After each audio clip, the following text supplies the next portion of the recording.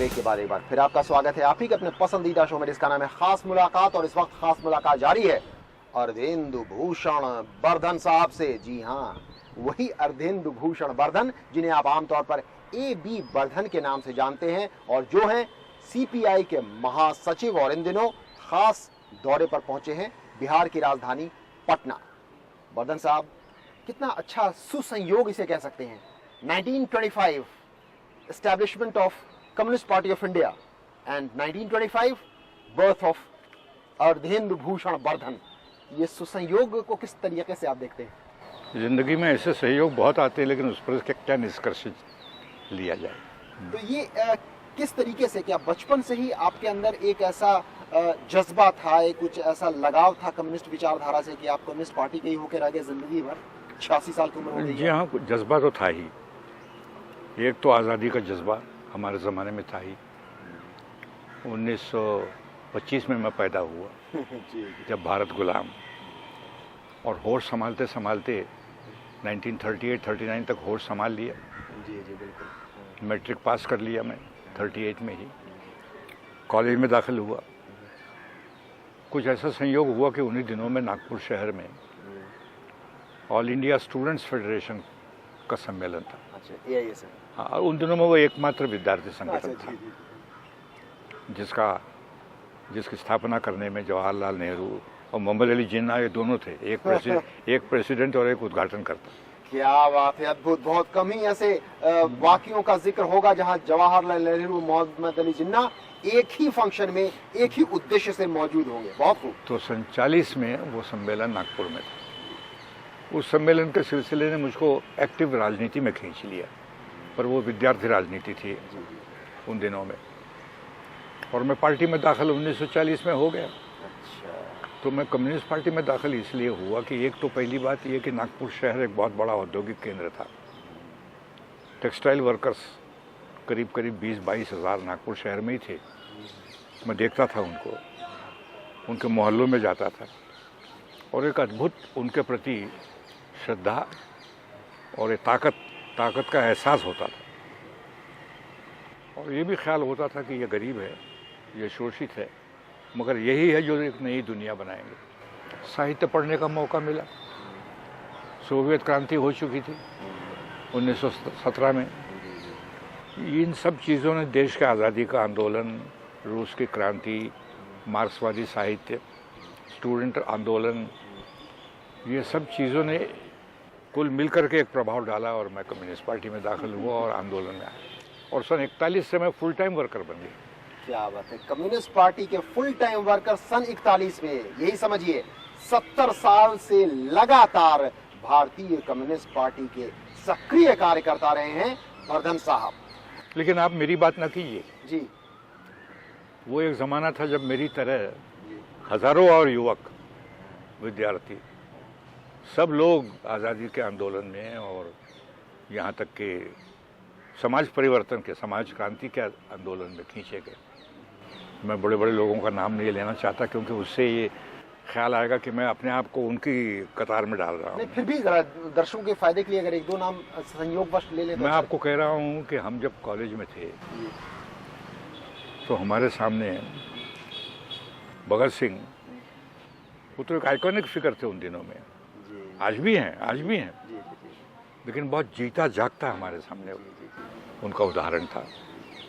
ऐसे सब क्रांतिकारियों का इतिहास पढ़ने में रुचि, और काश हम भी ऐसे बन सके, ये ख्याल बन नहीं पाए, ये एक जरूर दुख रह गया। अरे नहीं, लेकिन अभी भी जिस तरीके से आप कम्युनिस्ट पार्टी की सेवा कर रहे हैं, अभी नहीं, वो सेवा अपनी जगह है, और वो क्रांतिकारियों का क्या कहा जाए। जी जी जी, अद्भुत है। लेकिन आपने जो युवा अवस्था में कम्युनिस्ट विचारधारा की ओर लगाव का जिक्र किया, तो आप भी इत्तेफाक रखेंगे और शायद हमारे दर्शक भी इत्तेफाक रखेंगे, एक आम कहावत है कि everyone is a communist when he is young, school in college.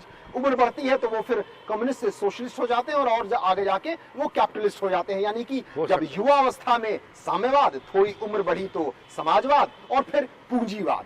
तो इस लीक पर आमतौर पर लोग चलते होंगे जरूर, लेकिन आप जैसे कह लेता तो ये कुछ लोगों के बदनामी करने के एक ढंग है।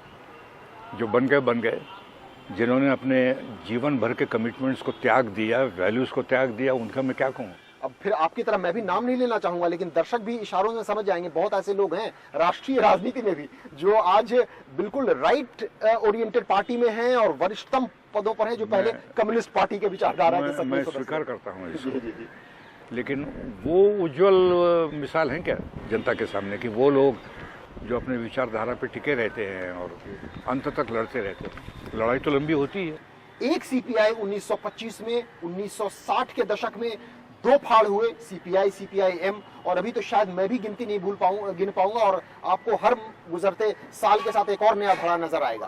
तो ये कम्युनिस्ट पार्टी के बीच का जो पार्टियों में बिखराव जो नजर आ रहा है, उसके बारे में हमारे दर्शकों को आप क्या बताएंगे? ऐसा है, देश के आज़ादी के लड़ाई में तो सब साथ थे, पार्टी भी एक ही थी, उसके बाद में भी पार्टी एक रही। लेकिन फिर सवाल आया कि और जो अन्य डेवलपमेंट्स हो रहे हैं मुल्क में, कांग्रेस जो सत्ता में है उसके प्रति क्या रुख रहे। उस बात को लेकर के बड़ी चर्चा कम्युनिस्ट पार्टी में चली और चलते चलते नतीजा यहाँ तक आया कि कुछ लोगों ने समझा कि अभी भी ज़रूरी है कि थोड़ा कांग्रेस के साथ सहयोग कर रहे हैं तो कोई हर्ज नहीं। कुछ ने समझा कि नहीं, उनको विरोध करना चाहिए। ये एक मुद्दा बहस का रहा। अंतर्राष्ट्रीय क्षेत्र में भी रूस और चीन में भी एक विवाद पैदा हुआ कम्युनिज्म को लेकर के दुनिया भर में। उसने भी कुछ थोड़ा बहुत असर डाला, लेकिन उसकी वजह से दो फाड़ हुए ऐसा मैं नहीं मानता। राष्ट्रीय राजनीति की ही चर्चा को लेकर के माना तो वही जा रहा, अंतर्राष्ट्रीय पक्ष को ही हुआ था, लेकिन नहीं, राष्ट्रीय विपक्ष रहे वो सच्चाई नहीं है। राष्ट्रीय राजनीति के अंदर में था, लेकिन बेशक राष्ट्रीय राजनीति में शायद झगड़ते हुए भी, विवाद होते हुए भी एक बने रहे थे। लेकिन जब अंतर्राष्ट्रीय क्षेत्र में भी दो हो गए तो एक जगह हो गई दूसरों के लिए। लेकिन अब उसके बाद वो नहीं रहा। अब दोनों पार्टियां मुल्क के ही हालात के बारे में सोच रहे हैं और आप इसलिए देखते हैं कि काफ़ी यूनिटी ऑफ एक्शन है। एक साथ मिलकर के आंदोलन कर रहे हैं, एक साथ एक ही तरह के राष्ट्रीय और अंतर्राष्ट्रीय सवालों के ऊपर हमारी प्रतिक्रियाएं हैं। कई दफ़ा चुनाव भी एक ही साथ मिलकर के लड़ते हैं, एक फ्रंट के अंदर में भी काम करते हैं।